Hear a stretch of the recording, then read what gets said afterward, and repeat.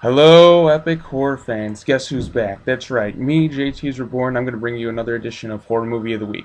Now, I've missed a couple of weeks, so I thought over the course since I started, I've missed weeks here and there. So today, as a special video overdose, I'm going to give you 10 videos today. We're going to do the Friday the 13th series. Epichorrorfans is coming together to review the series. So I thought, why not just give a little brief introduction to the films before we go ahead and review that said stuff.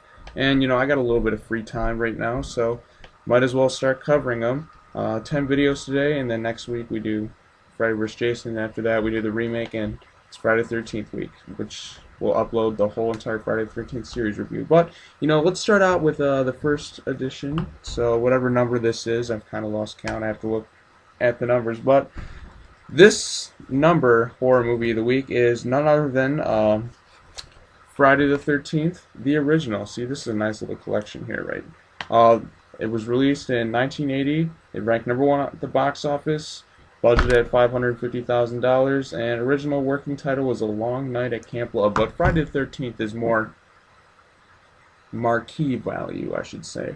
So this is a pretty sweet slasher film. It's definitely not my favorite, but it's still a good classic in its own right. Had a really shocking ending, though. I mean, the ending was like creepy with a decayed corpse coming out, which was pretty sweet. The killer in this film is not Jason Voorhees. Spoiler alert here, people. It's his mom. But if you're watching this, chances are you already know about Friday the 13th. I think everyone else does. I mean, Scream spoiled that for you, so it's not like I'm the first one to do so.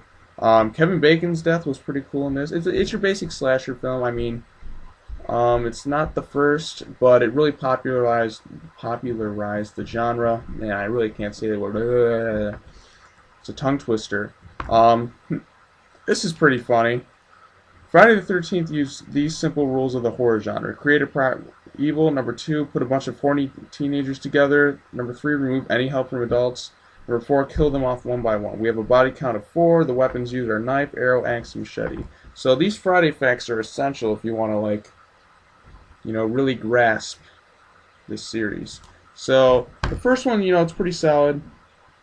Yeah, that's all I really have to say. It's just your standard slasher film, but it's the death scenes that were memorable. And this is an example of when the kids go to the horror rather than the horror come to themselves.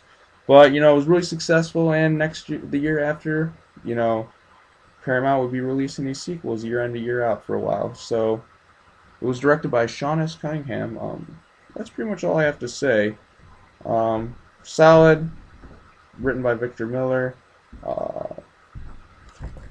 Betsy Palmer's pretty good as Mrs. Voorhees. The music by Harry Manfredini. I mean, he did the music for pretty much the whole series. I mean, this guy had some dedication to his work. So, yeah, that's pretty much it. Yeah, go check this one out if you haven't seen it. It's pretty well known. Alright, well, that's going to do it for this episode of Horror Movie of the Week. I guess I'm going to go work on part 2 then. Stay tuned for that video, which will be uploaded like immediately at the same time or right after, something like that. So, see ya.